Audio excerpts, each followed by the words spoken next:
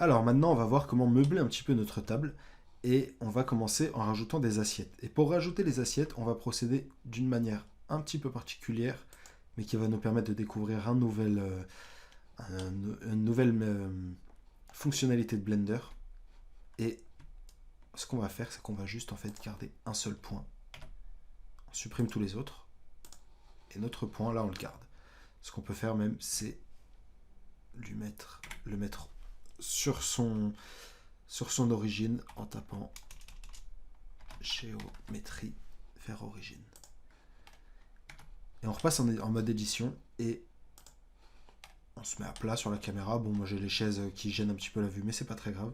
Et ce que je vais faire, c'est que ce point, je vais l'extruder. D'abord sur l'axe X, puis ensuite, voilà, sur X et Z. Je vais lui donner petit à petit une forme d'assiette. Bon, j'ai la chaise qui gêne, mais c'est pas grave, je vais faire avec. Voilà, comme ça devrait faire l'affaire. Je vais remonter le tout un petit peu, histoire qu'on voit mieux. Et ce qu'on va en faire maintenant, pour passer de ça à une assiette, c'est qu'on va utiliser ce qu'on appelle l'outil Spin, qui veut dire tourner en anglais. Et je vais sélectionner tout mon mesh, et je vais aller chercher l'outil Spin ici. Et là, vous voyez que j'ai ça qui est apparu. Et en tirant là-dessus comme ça, hop là, j'ai une assiette qui se fait petit à petit. Et je peux même faire les réglages ici. Je vais directement mettre 360 degrés, histoire que ça fasse un tour complet. Et puis, voilà, j'ai une assiette avec laquelle je suis satisfait. Ce que je vais faire, c'est que je vais la shade auto smooth plutôt que smooth. Ou même pas en fait, je vais la laisser comme ça pour l'instant. Et voilà, alors il y a une chose à savoir avec l'outil Spin, c'est que ce que je vais faire pour vous montrer, c'est que je vais mettre un autre objet.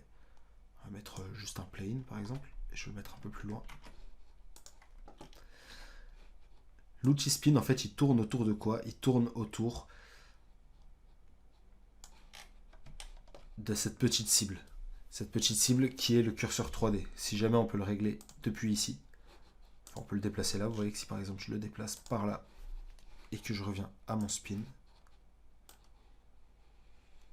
là ça fait des tours.